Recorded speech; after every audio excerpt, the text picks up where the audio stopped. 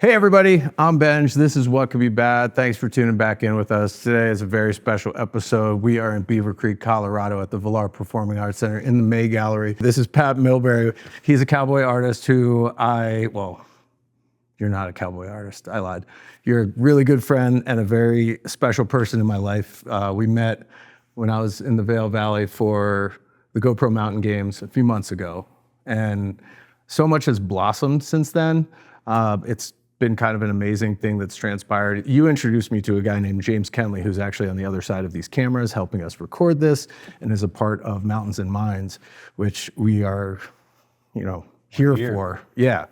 And it's kind of overwhelming to try to put this into one cohesive thought for me because it's been so many things. Where first I was trying to do a podcast and help people, and then I was reaching people directly with you. We did a talk at the Mountain Games, and James was there, and now all of a sudden we're doing a larger mental health summit here at the Vilar in Beaver Creek meant to elevate and destigmatize mental health conversations. The cowboy joke was not as funny as I thought it was going to be, but sometimes it's okay to strive for things and they don't work out quite how you want, and that happened. Thank you, everyone.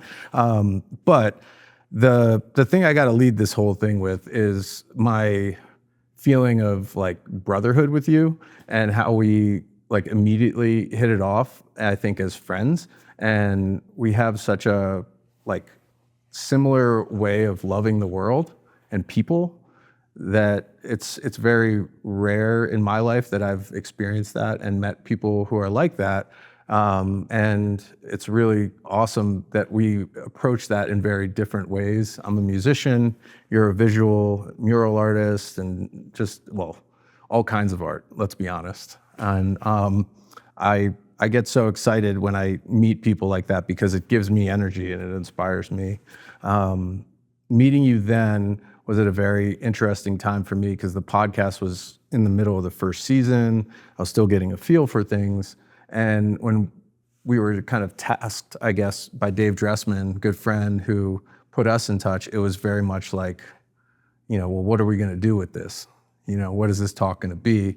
And I kept wanting to plan it. And, I kept trying to plan with you, and we would have these talks and circle up around what we were going to do, but we never really nailed it down. It wasn't until the night before that we really got our thoughts on paper and had a plan. And, that experience taught me a lot about trusting people that I respect and trusting people that have a vision and can bring things to life very uniquely. And it's opened me up to be more go with the flow than my very ingrained wanting to be fully prepared for things kind of self. And that's really helped me reduce anxiety. That's helped me kind of be more calm in a lot of different environments. So I got to say thank you, first of all, for all that. And thank you for being here to talk about your experience. Thank you for being a part of Mountains and Minds, which there's so much that I encourage everybody to go check it out and see what we're doing. It's a very deep program meant to serve the people of Eagle County in Colorado. But I've just been talking a lot. Pat, welcome. How are you doing? Thank you, Benj. Yeah. That was incredibly kind, and it feels a little surreal to be here and sitting and one amongst like your presence and the respect I have for you as a human being that I've been learning a lot about as a new friend, but also as like an absolutely goddamn incredible musician. And it there's things in our journey that we, you never understand. You never know how it's going to happen. You never could really guess like what might happen along our paths. And like, when we're listening to our hearts and we're really doing what we can, that speaks from a place that we are meant to be allowing that voice to be heard, and we're listening to that voice. And I think that the coming together of us this summer at the GoPro Mountain Games were really, really powerful. That the organizer and the combination of like the collab stage it's a special place because I think what happens a lot of times is like today I'm feeling, I feel phenomenal. It's what I call Fuck Yeah Friday. Oh yeah, I forgot to say it. Yeah, it is Fuck Yeah Friday. And it's a day to celebrate, as any day should be. But Yeah. like to me, I've always felt Fridays are like, that is like you celebrate it, you high five, Totally. you really celebrate your existence. You celebrate like you've gone through the week, and you reflect on some of the things that you have experienced throughout the week, and then you look forward to like what you're experiencing in the moment. Yeah. And so That's beautiful. so yeah, it's an honor to be here. But I think what the collab stage is, and what I really strongly believe, and I've always believed as an artist or creator or snowboarder or whatever name tag you want to put on me, right? Or us. It's really powerful to work with others and to like merge our art forms and merge all these things that we've like been taught or we've kind of navigate in our respective industries, because the industries, there's like a lot of blurred lines between them, and life does that a lot to us, right? Where we kind of try to find ourselves to like get in these lanes. Yeah. And it's important because like when you learn that lane, you can really learn how to perform well and be prepared, like you're saying. I found that a lot of my lanes have been a little bit more spontaneous, is where I've learned a lot of my favorite lessons. And as a snowboarder, it's kind of like, it's like when you're enjoying the mountain, which is one of the most magical things you can do in life, to me and to a lot of other people.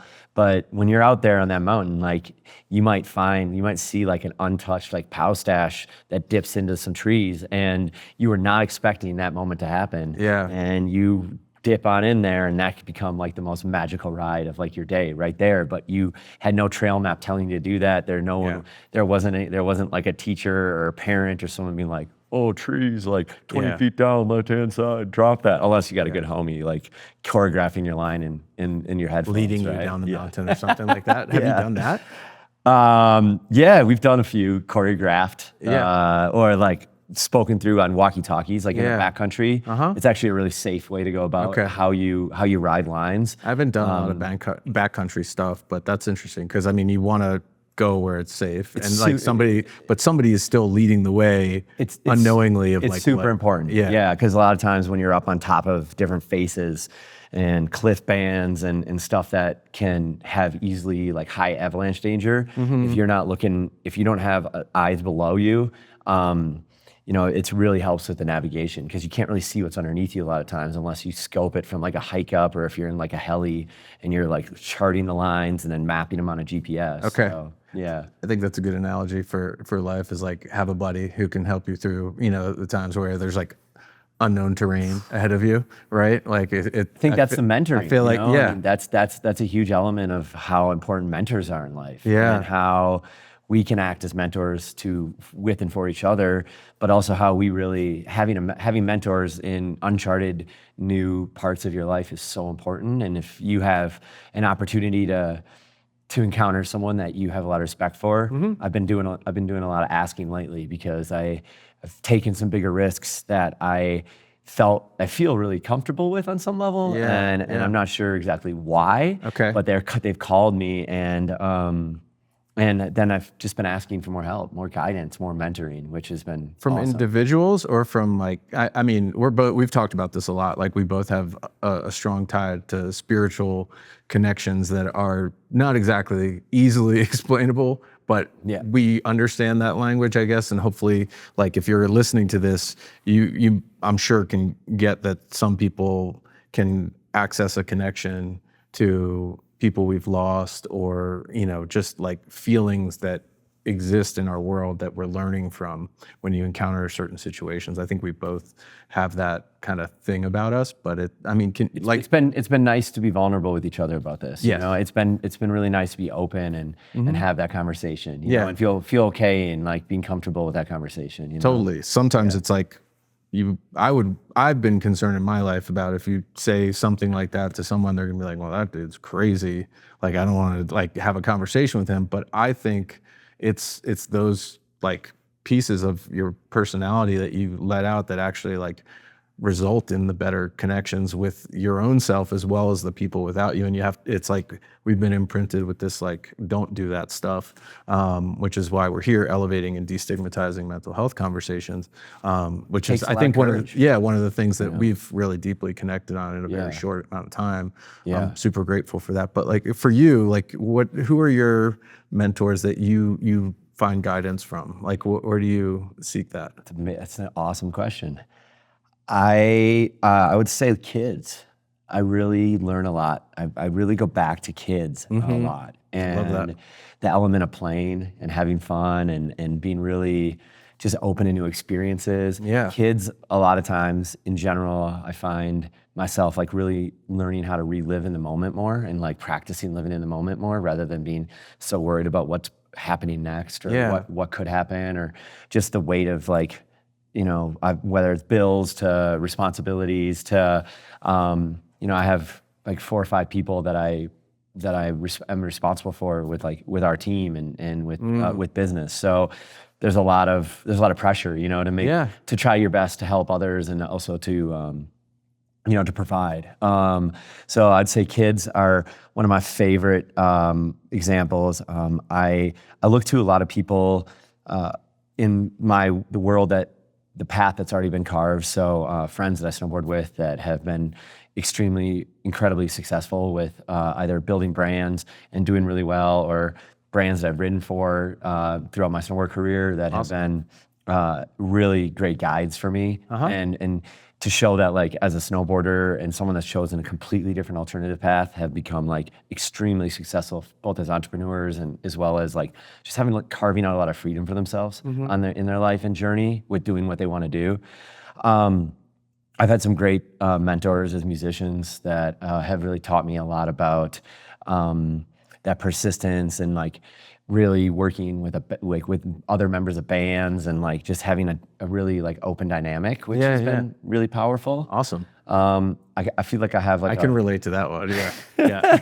it's a lot. I think I can relate to all of them, but I love all of that. I think because like you're like deriving inspiration and education from all the people in your life. It's not like one source, but you're like, I feel like when I see your art, when I, feel your vibe, it's like, so like of the earth and of the people, of the nature of like what man should be. Like it's all heart, which we're going to talk about open hearts in a little bit. Really appreciate that, man. Yeah. Thank you. It's visible, it's palpable. It's, there's some that I don't feel as comfortable with too. Like, I really have been loving making communities warmer and more welcoming through art. And so like real estate, like I haven't really done much with like the real estate world. So I've had a few people come in and help me like learn a lot more about how that world works. And that's been fascinating to understand, from like multifamilies to single family, to all kinds of variety of stuff where I think it's so important to keep growing, right? Because a lot of times we'll get really nervous or scared about pursuing something just because we haven't dove in and try to like learn and really like absorb the knowledge and actually like put our effort into understanding what something is made of. And we just kind of have we put these guards up about like if we should, or it just seems a little overwhelming, or if I don't have enough money to do something. But that's where I think the imagination and creativity, like you can basically carve like what's the chances of, right? Like sometimes all you have to do is ask that question 100%. And then all of a sudden like your mind or your creativity or your skill or talent or like whatever that is, your spirit can like open up this lock that is never been in the playbook, right? It's never been in this guide that they're like, oh, well, you could always maybe negotiate like sweat equity on something for this type of purpose, Totally. And like learning within a new lane. Absolutely. In the way you're talking about is actually like what's going on right now with this is like, I don't know how to set up a podcast. I don't know how to like do any of this stuff, and I'm figuring it out as I go. And I feel like if you don't continue to find new things to be excited about and learn through, you're going to lose that like connection to your own creativity and ability to like meaningfully develop as a person. Like I hope I'm not going to be the same person I was in my adolescence. I'd probably be locked up right now because I got a lot of trouble back then. But like honestly, it's like it's no matter what avenue it is, you got to do that more. And I I really think it's cool that like, you know, you went from like the creative and now you're like looking more into like the business side of things for like the rational, pragmatic idea that we need to like sustain our own lives and like, you know, have a home. And can you make that an investment at the same time? Like that's like, you know, like good thinking, you know, it's not just like an easy to learn thing either. There's so much to how you can do that. I love it. And thank you. Yeah. You know, and I think failing is really important, right? Because you have to try. Like if you don't try, Yes. you can't. It's hard. It's hard to say this, but it's extremely important to fail. Yeah. It's something that I would have to imagine that snowboarding's taught me a lot about. I mean, to your point, you know, I guess from like when I was growing up, I made this decision that I still feel like I'm growing up because I don't feel like I'm an adult yet. But we should never fully grow up. Like we should always maintain some kind of that like nature of play, you know. in our lives. absolutely, Yeah. yeah. There's like, what do they say? Right now, the average. And you can cut this if you want, but it's okay. the average kid's playing like 42 minutes a day, and where we're supposed to Because they're like on there.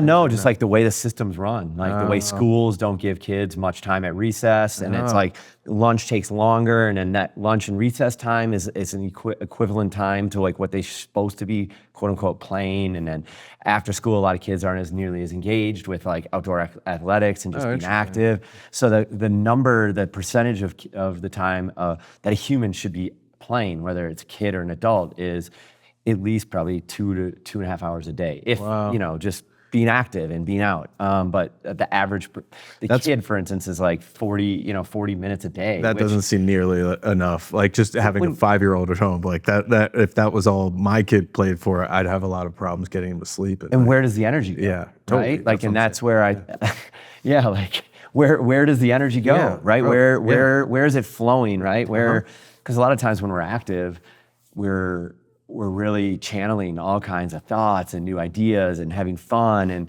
you know, I think like why we're all here today and why we're here for this summit's all about understanding ourselves a little bit more and also breaking the stigma. Yeah, I'm with you. And I think of the discussion. What's that? I said, sorry, breaking the stigma of discussing our mental health, right? Oh, yeah. And I mean, or reducing it at least. Yeah, like talk about lanes, like as long as we're in that lane driving in that direction, I think it's worthwhile. And I think you're talking about like this thing that I've been kind of discovering as I did season 1 is like we have all these imprinted habits that are kind of part of the way American culture works. And that is what you're talking about is like we're not spending enough time like doing things that are just like inherently healthy, being active, being outside, taking time to be with family, and like for the kids, like just giving them enough time to just be kids. We were talking about this 10 minutes before we started the podcast. You know, I had somebody trying to tell me my kid was like he was like too active or too all over the place. I was like, he's 5. Like, you know, thanks for your advice, but like I'm gonna let him be a kid now, you know? And I think it's just really important that we take note of like that moment we're all always in. It's like you can always change your scenario. Like if you're not getting outside enough, okay, like take some more time on the weekend.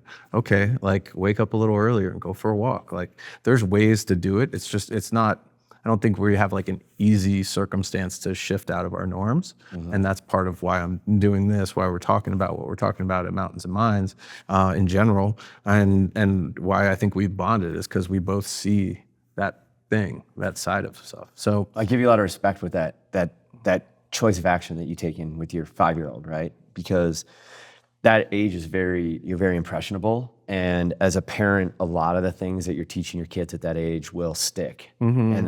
And that's kind of where a lot of trauma is developed, like early on in childhood. Totally. So if you have a parent that's encouraging you to get outside and be yourself, my mother was extremely amazing about that. Like she would be able to read my energy when I would come home from school, not stoked to want to do homework, wanted to get on my snowboard, go outside, build a jump, and just like be, no matter how cold it was. Yeah.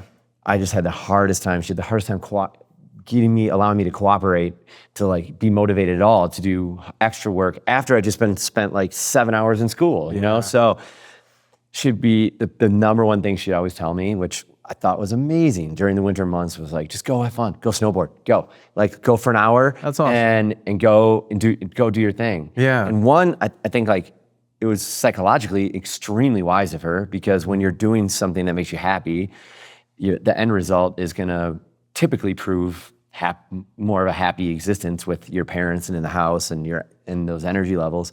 Secondly, you know, she wasn't creating an argument, nor was she like diminishing my spirit. Yeah. And I think from a parent's lens, it's really important to not diminish your son or daughters or your family spirit, because if you can encourage, chances are that spirit's just going to keep rising, and you're going to feel like you're part of that team, and your parents, aunts and uncle, whoever it is, they're going to be extremely influential in knowing that they have your back as far as the subconscious support that they are providing you. So I think it goes a long way. Yeah. Oh, and I mean, it's clearly stuck with you to have that excitement and appreciation for the connection to the world and nature, and like embodying like an active, vibrant spirit. Like that is you, that is your art. That is what I see like whenever you speak with people. Like I've observed you at the mountain games when you were at the lounge, the Open Hearts Lounge that you set up with the Wacho guys, you know, and by the way, great introduction. I love those dudes, our Argentinian friends.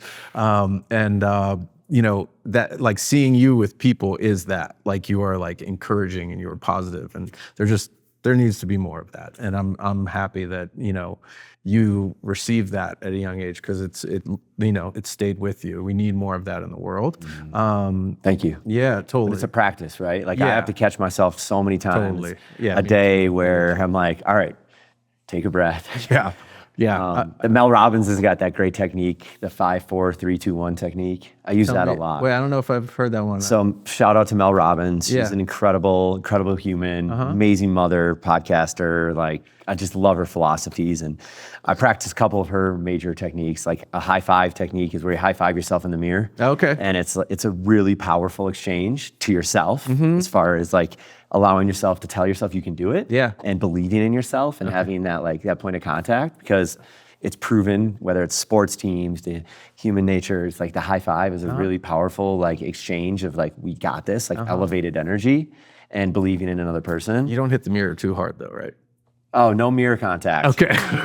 I'm like, wait, 'cause I'm picturing like the positivity exuding out of like, exactly. Yeah, we've gone through a few. And then for 7 years, you're like, what was I doing, Mel? Bad luck, No, but I totally get you. I get the idea. I had a feeling it wasn't like, let's go. And some of those mornings or these moments, you just need those things, right? If you're on your own, if you're on tour, you're traveling, whatever it is, you're like, it's just that little pep, you know? And then the second one is like, as soon as like either a thought, because we are our thoughts. And as soon as a thought comes into your mind, whether it's negative or it's just kind of corrosive or it's like a reoccurring thought that you're trying to flush out, you step back and you count 5, 4, 3, 2, 1. And then you take a deep breath.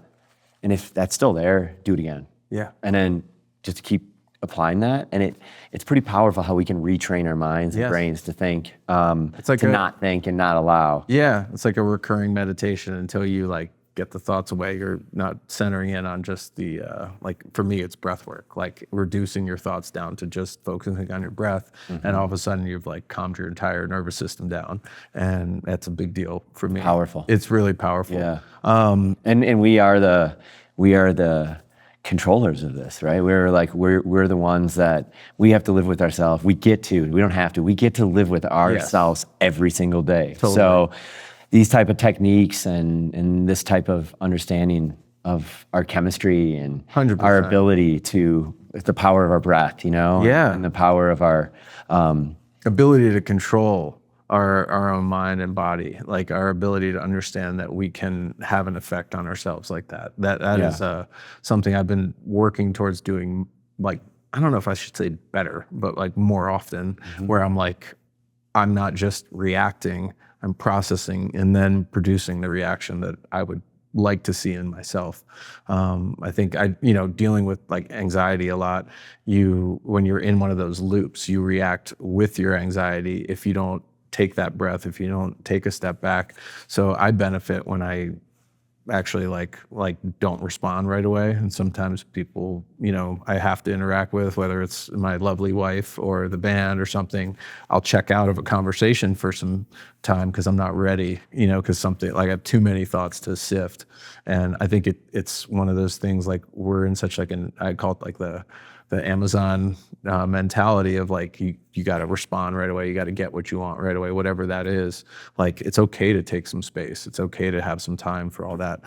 Super healthy. Yeah. I had a friend that's been really influential in my life this last year that reminds me of that a lot. She is a little more laid back about responding to messages, and it's kind of this like ease back and take a breath of fresh air. It's like some old song lyrics I remember from like this cool little hip hop crew that always resonated with me. Oh yeah, tell me more about the hip hop crew. It's like a little side project called the Dino Spectrum. Okay. It's a dope little crew. It's Colorado rappers. Based? Or no, it's like nationally. All right. But it's like it's cool. It's a dope crew. All right. Yeah, Dino Spectrum. Sweet. Yeah. Music to check out. Thank you. Yeah, you're welcome. Yeah. Yeah. It's very lyrically driven, but there's like a lot of like undercurrent, just heavy undercurrent messaging that, Okay. I've always really enjoyed about the way they've produced and made music. I'm gonna do some downloading. Yeah. All right, I gotta bring something up and switch gears slightly. Okay, I'm wearing this ribbon because right now it's Suicide Prevention Month, but it's also here in Eagle County. It's the day. Oh, James, remind me. I forgot the exact term. It's Wear Yellow for Hope. Thank you, James Kenley. Wear Yellow for Hope is to hopefully reduce the amount of suicides that we have here in Eagle County, which is a big part of why we're at Mountains and Minds. And as hard as it is, to bring up, because I know you've dealt with some things in your life that are very difficult, I'd like to ask if you can share them here so people can hopefully learn from it. We can just open up the difficulty of what that is and destigmatize it in the process. That's why we're here, right? Absolutely. Yeah. We are meant to be living in the moment. So I think it's really important, one, to always remember that, and two, to realize that the past is the past, and we're here right now, right? Mm-hmm. And Yes. it's so important to know that, like that little sunshine, baby. That's where I got my yellow kicks on today, because of the sun is a powerful thing. Yes. And we have that light inside of us. Sometimes it's just hard to glow, right? It's hard to allow it out. It's hard to share it. Yeah, my life's been like pretty crazy in the sense of how it's been defined around suicide.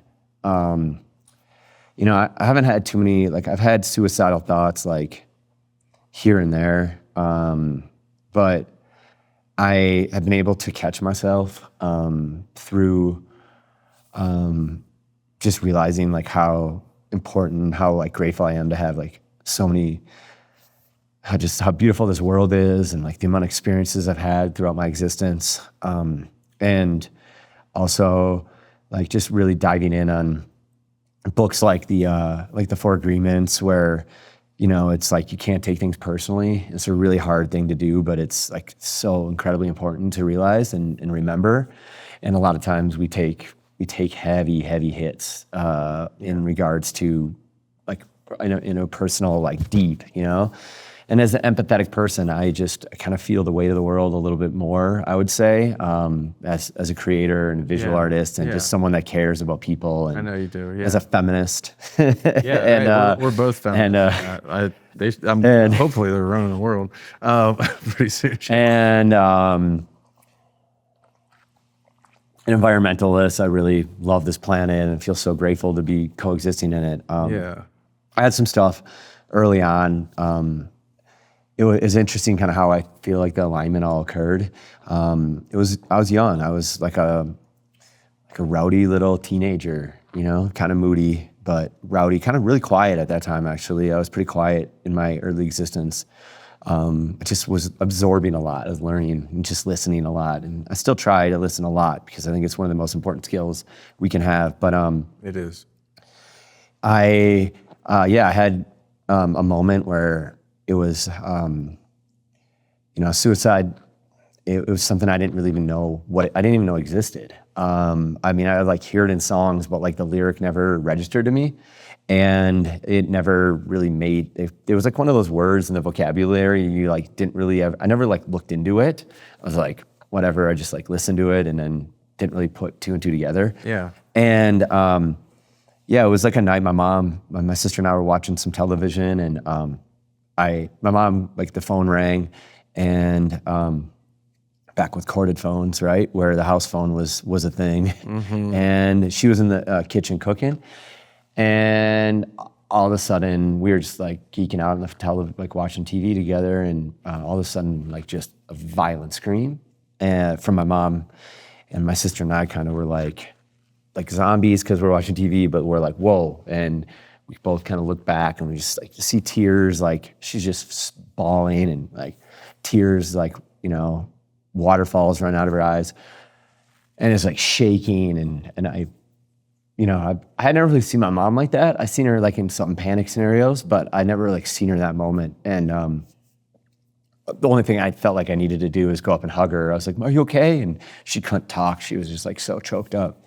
And so we just go and like we all just like hug each other, and I have no idea like what's going on. I'm not sure like what had happened. I'm not sure what this phone call meant, but it turns out that it was one of her brothers. She had 10 brothers and sisters, and it was from one of her brothers, my uncle, calling to tell her that her sister, Mary, was younger, her two little sons, Alec and Matthew, and her older son, who was a year older than me, who was 13, were all dead. And my cousins and I were pretty close. Alec was a year older. He was incredibly smart, talented musician, just like really genius, like type of personality kid. And we were like, what? And it seemed fake, it was like, it didn't seem real. And then she's like, yeah, like trying to piece it all together, and said, hey, this is, like bawling, trying to make sense of it. And it was like, well, your cousin had some stuff going on. And I'm like, what do you mean? And so my cousin Alec, who was a year older than me, he shot my aunt, shot his two little brothers, and then took his own life when my uncle came into the house that night and heard a gunshot. And so when my uncle left the house immediately, he was freaked out and panicked. He came back with the rangers and the state patrol and the police, and he found his whole family dead. And at that time, I didn't know what to think. I was like so confused about it all. Yeah. I couldn't even I didn't really know how to process it. You were 12. And I was 12. And him and I were pretty close. We swapped a lot of music. Like that was back in like the BMG days and the cassettes and all that. And so we would swap a lot of music. And he liked like a lot of the similar. It was kind of like a breaking free. Like I had started snowboarding like a year and a half before that, and so I was starting to get exposed to this whole independent culture and this subculture and kind of counterculture, I guess, like alternative way of looking at the world. Yeah. But individually, it was, to me, it's like one of the most important things. But he apparently was holding on to a lot and never felt comfortable even talking to like his cousin about it, nor his mom or anyone around him. And there had been a lot of... He kept it all in. He kept it all in. Yeah. And I think it's one of those things that it's really easy to do, to keep it all in, and to hold on to it. But there was a lot of anger towards some of the policies, some of the way his father was raising him, some of the things that were going on in their family. And, right away, it was this weird feeling of like, immediately something was just gone. And there was like there's a void that I couldn't really put words to, and a feeling that I was having a really, really challenging time trying to understand and comprehend, and how quick life could happen. And so then all of a sudden I started like trying to understand this whole word suicide. Yeah. And I started, my mom, it was big because I didn't have the confidence to go to school right away. And she really wasn't sure what the best thing to do would be. But we started going to like immediately starting to talk to like therapists, and she got me in to start really having sessions and understanding like what this is and like how we're gonna channel and how we're gonna work through this, which was probably one of the smartest things that she could have ever done, you know? Yeah. And as much as I didn't want to go, because I was like, oh, like, whatever. You thought you knew everything as a teenager, you could, Well, there's that, but also like you didn't have a language for it if you're learning the word for the first time, which I can imagine this is just like, you just like waded out into an ocean, and you're not quite sure how to swim yet or something like that. Yeah, there's a lot of new. Yeah. There's a lot of unknown, there's a lot of new. But, that moment has kind of, on a lot of levels, shaped my existence. So it's something that I don't take lightly. Yeah. It's something that I really strongly have had to practice for a long time. To try to like piece that whole situation together and to try to see how those variables could add up. And sometimes they don't add up for 10, 15 years down the road, right? Where all of a sudden something comes in and now this makes more sense to me, and can you recall moments that like things started to clear up as far as like, I guess that's a bad term, but like come into focus of like understanding probably is more of what I should say. Yeah, the clarity thing, it's really interesting, like how that you bring that up, because for a long time it was super foggy, and it wasn't like I was trying to make sense of it, but I just couldn't understand how how it got to that point, and I just couldn't, I don't like gun, the whole gun thing and just shooting and I just couldn't see how he had gotten his mind to that point where like he had like not brainwashed, but conditioned his mind enough to like tell himself that's okay and then make an excuse to do it, and that was the hardest thing for me to understand. Like to put yourself in his shoes and try to like figure out like what led him to that, like how could that have been the outcome? Well, how he led it and then how it gave him an excuse, or how he actually committed that action, like how he like consciously decided to pull the trigger of a gun to, take his little brother's life, that to me was just like, in my aunt's life and in his own, it's like, I think once he had probably gotten to that point of taking the three of their lives and then it came to his, like, there was probably just so much like guilt or momentum of that, and just this like, I mean, I can't imagine. But I do know that when you ask me about different points of life in my life and clarity, that's what I think like art and therapy and snowboarding and understanding myself has been like one of the most important things like on this journey. Yeah. And will always be. It's just like giving yourself the time to like sit in the situation, because then, I think it really allows you to not make excuses or to not make like judgments about anyone or anything. Sure.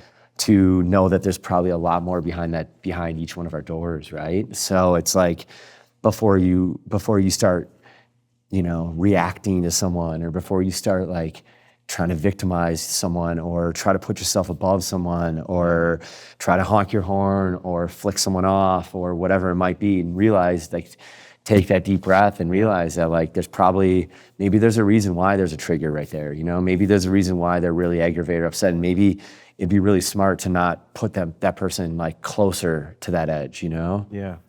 And open up instead of push them away with that kind of thinking. Like, absolutely. Like try to get closer instead of being like, absolutely away. Like we need to, and listen. There's no way to help any of that if you're not getting closer to it. If you're pushing it away, like it's not going to affect you. And that's part of the whole mountains and minds thing, is like it's at an unavoidable point here in Eagle County, and this is a example of a broader context for the country. But in what you're saying too, I completely understand and agree. Yeah. It's kind of like it's really around the lines of allowing someone to try to think about like, these aren't really walls. These are just like imaginative walls. They're like imaginary walls we have around us, right?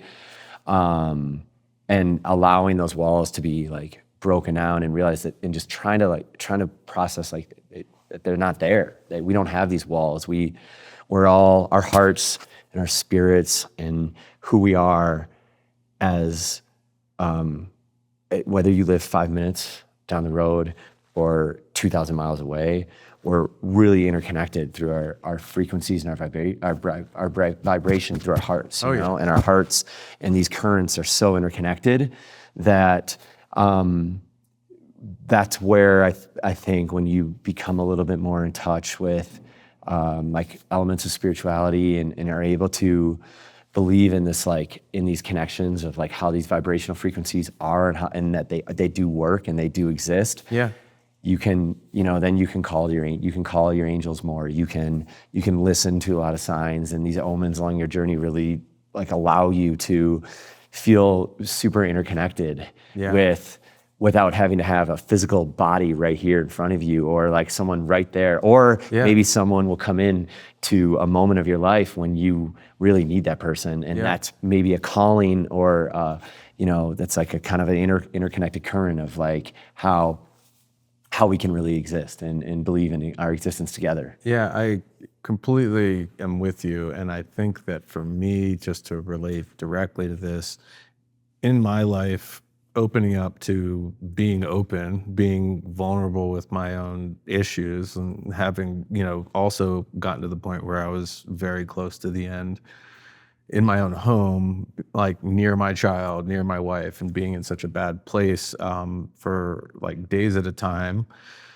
that you need to get some kind of a connection, like a reminder of the connection that you have to get you out of that.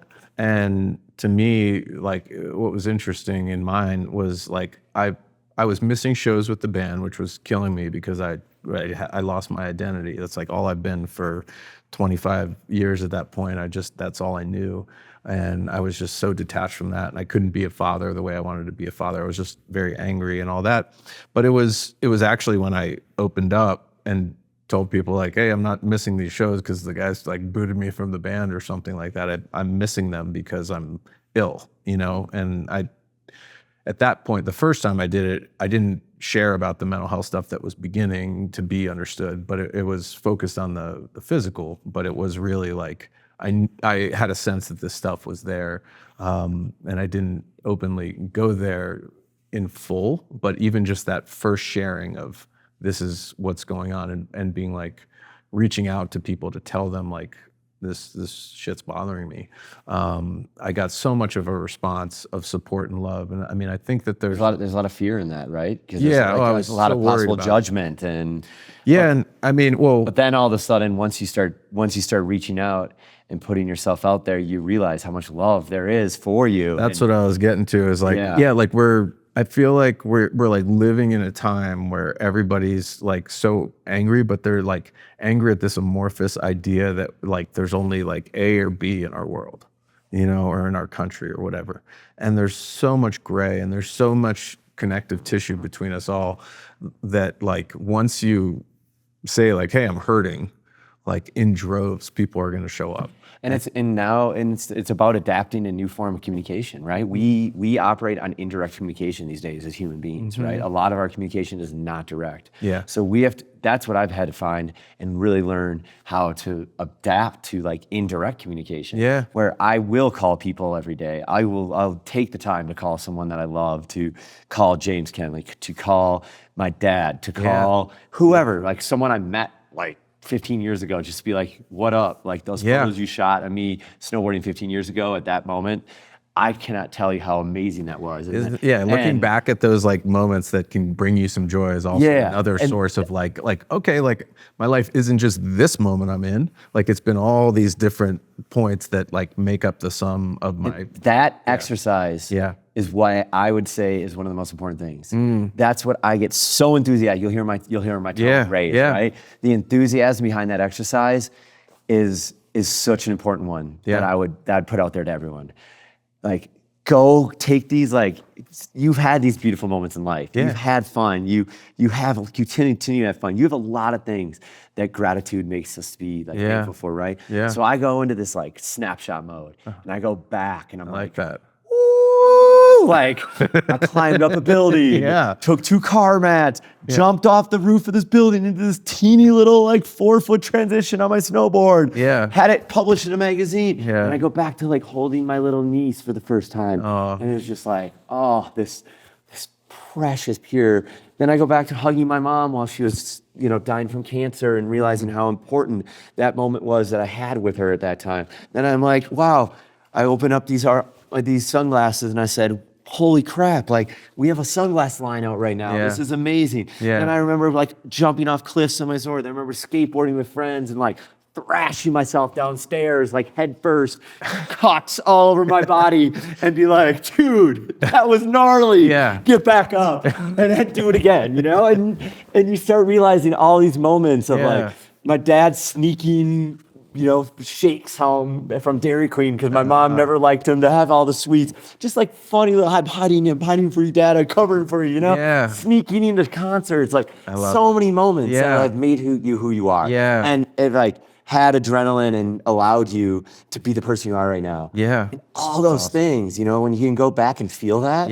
It's so powerful, right? And it really is it pulls you out of like, it makes you realize like how amazing life is when we allow it to be, right? But a lot of times we just look sad clown and then build these walls and just our minds take over and we can't get into our hearts. And our hearts, and I think that's where my daily open hearts practice is something that I'm very... Yeah, we got to talk about it. I'm very ingrained in, right? Because I just think it's like so important for us to remind, like, it's so easy to get your heart broken. It's so easy to fall in love or think you're in love and then have it just be disastrous. And just get your whole world rocked by another human being. And sometimes it's really freaking hard to like open your heart back up, right? It's so tough to do that. And I think we all can relate and we all go through those different ways, but then all of a sudden we start making these excuses of why we shouldn't be loved and why we don't deserve to be loved or if we're good enough to be loved, right? And so the open hearts practice has been something that I've been really enjoying. I love like not only practicing, but just sharing with others and just encouraging others. As nothing that is, it's totally up to an individual, but it's just a reminder. And to have these little moments of like, of how special life is and how we're given this gift to be loving creatures. And I was like doing a lot of research and I find it like scientifically, it's like unbelievable. Like when you think about the frequency, the megahertz or frequency of love is 528 and the same frequency of water is 528. So if you were to go on and start practicing different meditations or like type in love frequency, it's like the same frequency of love it's the same frequency as water. And think about we're 70% water. 76%. Totally. So if you think about how the interconnected in us as a vessel and what we're meant to be as a vessel, I find that is like scientifically, I really look at how all this new data and these people like Joe Dispenza are proving how powerful the practice of gratitude, but like how science can play into our coexistence to one, eliminate past trauma, but also like allow us to live without ever even being sick because of like how like how you fill yourself up with cells, good energy and you're like healing yourself with your spirit and it's retraining cells. It's like starving our cells because it's like we form how our cells are formed by like both our thoughts, our thinking, what we're taking in, and our food and chemicals, right? So it's like we completely transform our cellular structure based on not only different techniques, but like our lifestyle, our choices, how we talk, how we speak to ourselves, how we treat others, if we're practicing gratitude, if we can allow meditation to be, whether it's a daily practice or a weekly practice. This is the combination. Everything you just said is basically like the things I implemented when I was in my dark moments. 2023, before all these shifts have occurred, like I implemented basically all this stuff of talking positively to myself and like eating better and exercising and like just employing these tactics that Pat just rattled off very quickly are like, in my opinion, they are life changing. And I think it's really important that we all keep analyzing where we're at and what our habits are, because it's really easy to shift out of healthy stuff and just get in another lane, right? And what you're saying is like a very real way of getting back in a better one. Well, healthier I've just been putting in a lot of that work and learning, and the one thing recently I've been really like vibing on, or I've learned through some research, that a study that Harvard had conducted, is they studied relationships for like 84 years and people and how like overall, like over the course of that long a period of time, how wellness can be continued on the most equivalent and like most like just is a really like consistent wavelength, right? Yeah. And they found that it really boiled down to relationships. Yeah. And what they found is having healthy, warm people in your life and warm relationships allowed for the most consistent wellness and longevity over our lifetimes. So be that and find that if you don't have it. Absolutely. Assess. And if you have it, assess the situation, assess who your clients are, who you consider to be your closest people. Yeah. Assess who you trust, assess who you can be, even like the reflection, look in the mirror and if you're what warmth you can provide, like certain relationships. And if you're not, if you don't feel, like I've made that mistake so many times with relationships, and not done enough listening to my intuition, but also listening to that element of maybe trying to change someone, like really digging someone, but then realizing, oh, maybe like they'll change. Yeah. But as we both find out in life, like if you're gonna want to change and if you're willing to change, you have to be really willing and you want to change. We shouldn't be out trying to change someone, right? Yep. I was just gonna say it's a counterproductive or almost like a moot point that you can't make. Somebody's got to want to change for their own reasons. You can't really force that on someone else. It just doesn't go. Yep. Yeah. And then the more we live life, the more value we find in where our time is spent. Right? Yeah. And that variable of time equates to our energy. And if we don't have the energy, if we start just like throwing our time around there is no value associated to it. Totally. It's going to really throw off the amount of available energy we have for the healthy relationships that we're meant to have too. Yeah. And to engage in the practice and the fun of being in those relationships that really matter to you too. Totally. And if you're engaged in a relationship that's not healthy like that, I think I know how it feels, but what's your thought on like what that's going to do to you? Like you know what I mean? That's going to bring you down, right? Like that's not a good thing to keep around. Like you got to either like, it almost becomes more of a weight than it does like a toxicity or something. Like it's someone that lifts you up. Yeah. Like if you're feeling that, it's tough when you're in that type of position, especially when you're empathetic, because you're feeling someone else's weight, and then your mind, at least mine does, it tricks me into telling me that it's part of my responsibility to either take care of this person or to help this person. Yeah. So there's a retraining there. Totally.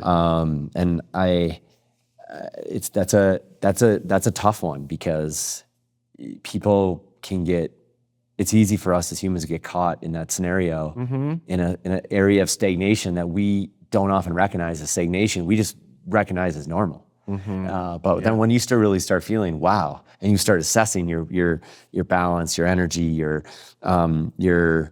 stoke level, your enthusiasm. Why am I not motivated? Why am I not painting right now? You know, why am I not like coming up with like new tunes? Why am I not new bass lines, bro? Sick new bass lines. So okay, that's where I go back to my homie, my homies from Argentina. They always were like, "Yo, Pat, if it's not fun, run." Yeah, that's a good call. And I do really love that model. Yeah. Although it can kind of seem like a little selfish, but it's kind of one of those things though in life that anytime I reflect on that tactic or that practice of going back to those snapshot moments of fun in your life and those moments that made you who you are, that make you really happy, When I was learning how to snowboard, I didn't want to go to a snowboard instructor.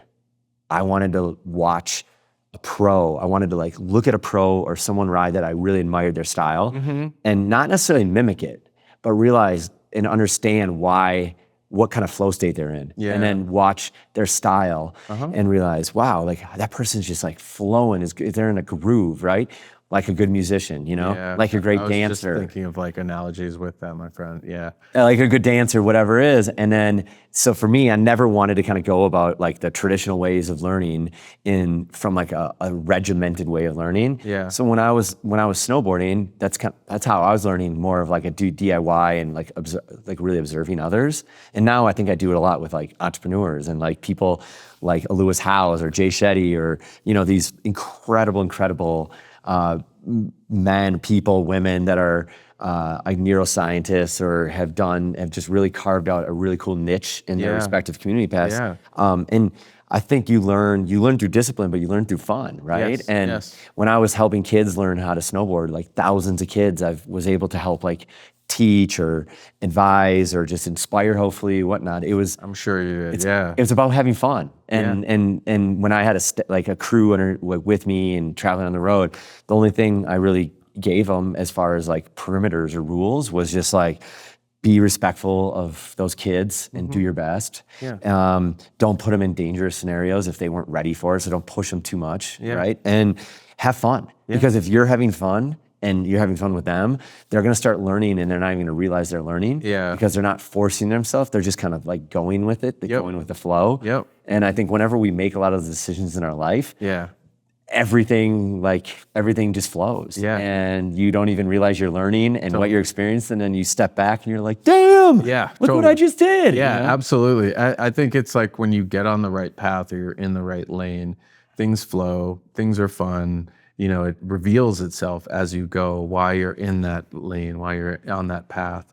And for me, I feel like this is a moment of that. Like we're here because we're kind of supposed to be like here for a lot of reasons, but we're also following our relationship because it was fun to do what we did.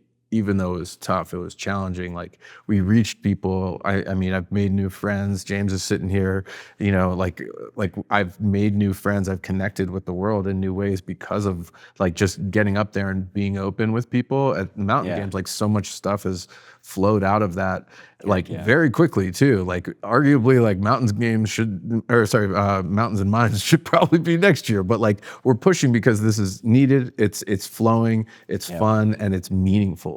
Like we're following all that. I think that's a good track. And with that, I want to ask. Listening, right? Definitely listening. I mean, and active listening. Yeah, like with my heart and my mind. And I mean, the Mountains and Minds logo is a combination of our two, you know, ideas about like how to interact with the world. You know, What Could Be Bad logo has open hearts within it, and it's about having an open heart in your mind. And you know, like that's just in itself like so cool. Like in this short amount of time of knowing each other, we've done that. But with that, I want to ask you about your art and the challenges within having a career now as a visual artist. And like, you know, I know it's a passion. I know you love it, but how is that? Like, I'm sure it's fun in a lot of those moments, but what are the challenges of being in that, and how do you deal with those? I don't know how you start writing a song, right? Like, as a creator, as a band, like you have to have like some inspiration behind why you want to write a song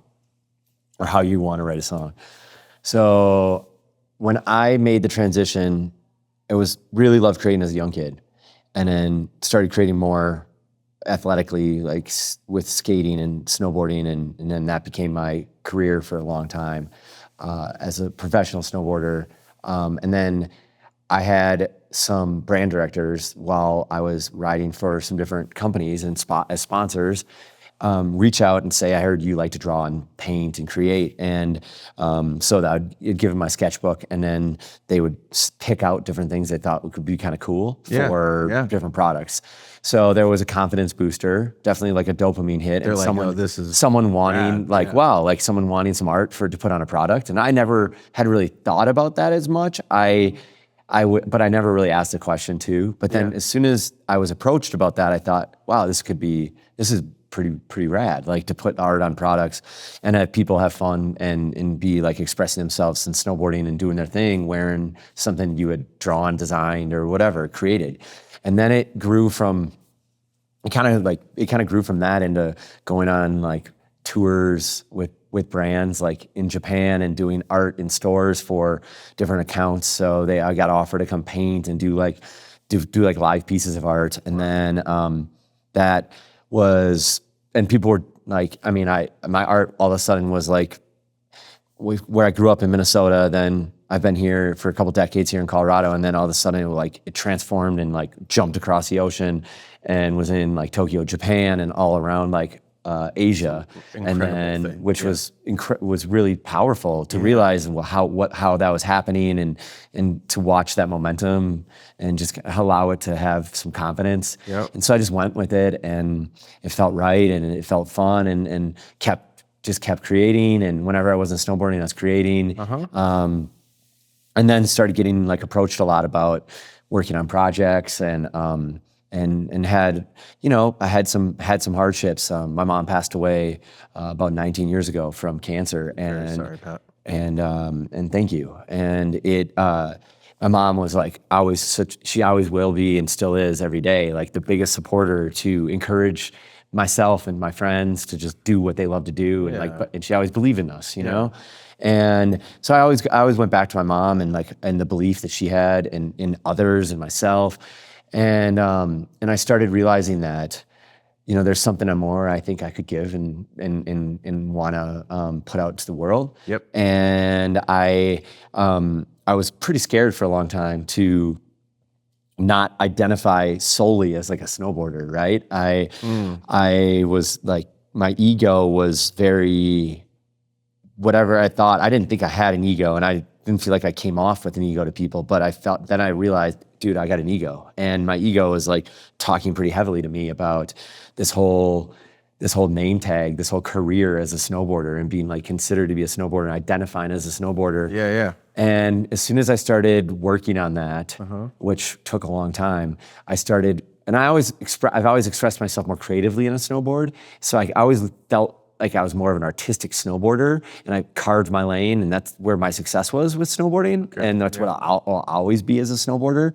But I was able to kind of like peel that name tag off and start over and just start incredibly vulnerable and apply a lot of the stuff I learned as a snowboarder, as an independent person, as like having to manage your own career into then a creative lens. Yeah. And how I could take that more, how would I like to put myself out there as a creative? And so I started venturing through a lot of those products, and then I was like, I felt this lane call me, and it was more accessibility. I felt as if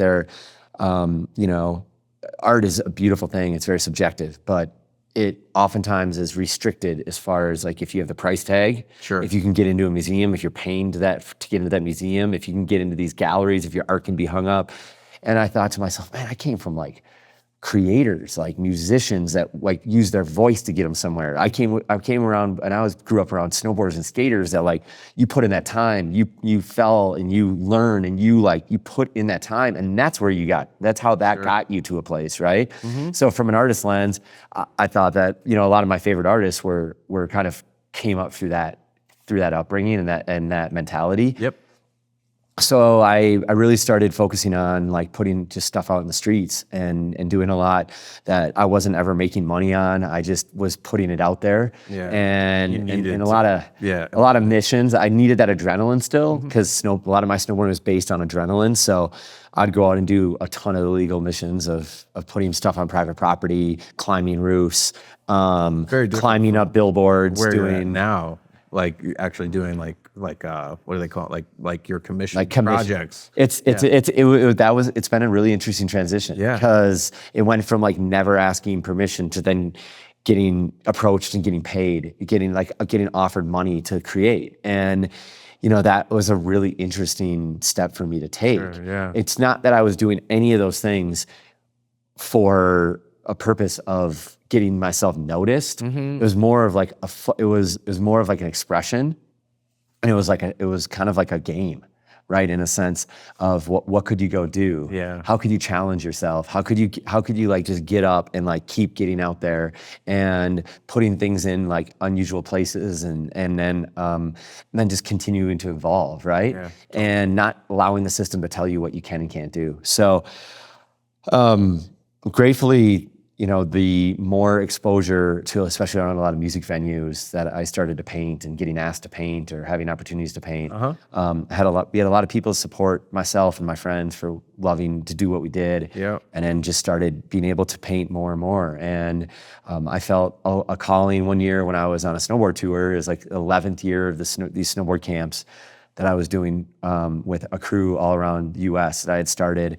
And I just had this moment where I felt like I felt this calling. I had been creating a lot, and I said, you know, I feel like I got to dive in. I had 100%, 110% commit myself to this new lane, and I just felt this calling to focus on that. Yep, and I get that. And put a lot of great energy, because I still feel like we need more positive, loving energy around us every day. Yes, more and more and more. And Please. a lot of times it's not what a lot of out there on the world, especially on streets and buildings, you know. There's a lot of stuff that people just put out there as like whatever type of expression. For me, whatever you're putting out, like do it with your heart, do the best you can, right? And do what you meant to be doing. But I felt a need to, and I still have a large calling to add a lot of like vibrant color, imaginative style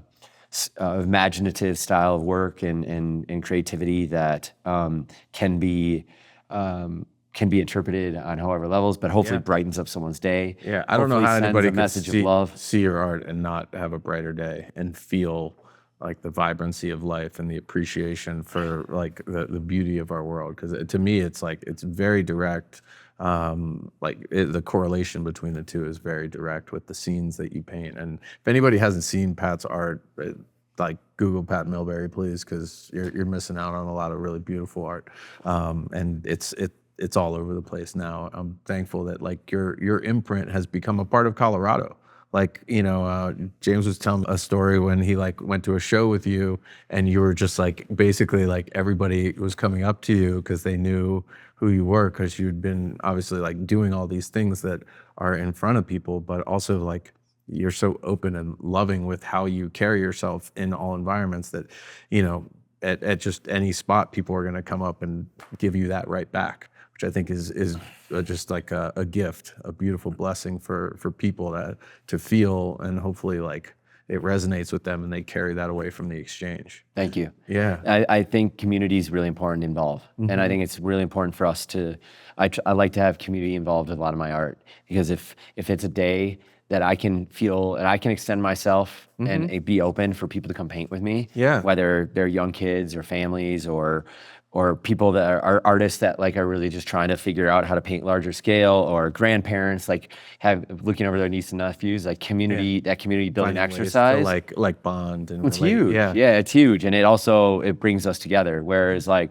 bringing us together from a community lens, I brought you a gift because our community in Colorado is like, really, you're doing a lot to help our community, and I'm really, really thankful for that. And this is a jersey that I got to design for the Colorado Rapids. That's and beautiful. This is called Thank You. Yeah, this is a combination of effort with the Adidas and the Rapids, and the first ever Artist Series jersey that the Major League Soccer had done. Wow. And so it's got the Rapids heart I created. So playing with your heart on the field every day. But I did a little like personalized touch for you. I love it. And dude, that's so a little cool. shout out to welcome you Dude. to our community, because the purpose of this jersey is all about reducing the stigma in sport. Yes, and you're look at helping this. reduce the stigma in the mountains right now. Guys, And check this beauty out. Wow. Thank you, Pat. I'm absolutely honored. And I intend to keep doing this work. I intend to keep showing up in Colorado till till the work is done, which is probably going to be a long time because these are big issues that aren't easily resolvable. And my commitment comes from my own personal experience of dealing with this stuff and wanting to create more space for people to have preventative help. This is. I acknowledge you for one, using your platform, Yeah. and two, like when it's funny, I look at you as a person. I look at you as like an incredibly talented musician. I look at you as a father. I look at you as like someone that I really enjoy conversation with. But it's wild, like all the OAR fans and all the women, all the girls and the groupies, like when they saw Shout out my wife. just people that believe in you and your band, and when I share information and I post photos of us, whatever, people lose their mind. And so I think what's so beautiful is that with us as creators and musicians and people that have like chosen an alternative lane, we have worked really hard to stay committed to that lane. Yeah. And now it feels really powerful for each one of us to use not only our platforms, but our loving influence, our ability to be vulnerable, and also to come together and collaborate, bring people to have this. And this was a big honor to create. So to me, it's like about sharing that. And when they gave me that platform as someone that wasn't the hugest soccer player or whatever else, but was really striving and continuing to strive to create community and connection and good loving energy amongst like each other, and allowing people to have the ability to come up to you at any day and allow them to be open with you and allow them, whether they're struggling or they're super happy. So dude, thank you for everything you're doing. It's an honor. Acknowledge everything you're doing. Thank you. I'm just going to keep doing it, and we'll see where it goes. It's really meaningful to get this whole Mountains and Minds thing going, and starting with you here, because this wouldn't be happening if we hadn't done our talk, if James hadn't attended, if Dave Dressman hadn't invited me. Thank He was you, a Dave. great friend, and Abby and Wade from Renegade Media hadn't organized all of that at the collab stage. I mean, I'm so thankful for so much, and I'm really just glad that you can also just be leading by example the way you are, and being exactly who you are, unabashedly, not like allowing any influence to mess with that. I think that's a big part of what's needed, is for people to just be okay being who they are and not feeling any shame or guilt or anxiety about that. So thank you for showing that vibrancy and spirit of yourself always. We need more of that. I think, we could talk for hours. So What Could Be Bad record pull, we want you to share a song that's meaningful and inspirational to you, or an album, or a bunch of music, whatever it is. This is tough, because I've had a few songs incredibly resonate with me lately, that I find, which is a good thing. A massive, deep connection. Yeah, with Tame Impala, Let It Happen. The entire Beatles, Sgt. Pepper's Lonely Hearts Club Band album. Which is an interesting album in their career, because it was a departure from this image and way that they had established themselves, and it kind of like freed them from being this thing that everybody expected of them, which is something we could all learn something from, right? Absolutely. Yeah. And anything King Gizzard and the Lizard Wizard. Because their jams, they take you on a journey with a lot of their jams, and it feels like a mental health journey a lot of the time. I love where you're like, where is this going to go? And then you're like, whoa, it went there. Yeah, I love that. So I would say those currently. Okay, sweet. That's rocking. I'm gonna add, I'll find a King Gizzard song to add to the thing. I'm gonna pick that one for you. I'm gonna add the whole Beatles Sgt. Pepper's album, and the other, why am I blanking? Because I think from like coffee. I think from like the Tame Impala. Let It Happen. Let It Happen. Thank you. Fishing for Fishies is like a pretty cool like a King Gizzard acknowledge it. Yeah, King Giz track. Okay. But yeah, this has been really special, and thank you. Anyone, whether you live in the mountains or you live in the city or you live near the beach or you live in the farmland, know that you're not alone, and know that we're here, and we're all interconnected, and we have, we operate on this wavelength that can change really quick as long as we allow it to change, and we can be susceptible to allowing ourselves to change, and really think of, sometimes I run away from things, and that's kind of how what cows do when storms come in. They run like from the storm, but think of yourself as a buffalo, because buffaloes run into the storm. They do. I didn't know that. And it's like a really interesting analogy to think about. Be the buffalo. Be the buffalo and do it with compassion for yourself. And, one thing I put a lot of little reminders on myself, and I've been tempted to get them as tattoos, but just the one thing I always try to tell myself is that, guilt blocks your growth. So if you're feeling really guilty about something and you're really stuck on something, it's gonna be a lot harder to grow. So as soon as you can alleviate and let that guilt like alleviate and move forward, you can really start seeing yourself blossom and grow. And I do a lot of like plant meditation and like watching plants like open up with sunlight, and it's like pretty powerful to be, if you want, have those friends that you can call, or even a friend you can call, and just get giddy, have fun. Yeah, make it fun no matter what it is. And realize that like whatever actions we're taking on a daily basis, like we're not meant to be judged, and we can stay open and stay free. Yeah. And keep that heart. Just keep practicing opening your heart. Yes. And we're here for you. What wonderful words of wisdom. Thank you. You're welcome. Thank you. I'm taking all that with me every day, every minute. Appreciate that. Share it. Everyone, this has been extremely heartfelt, and I'm really glad that if you're still here with us, that you are here with us. Thank you.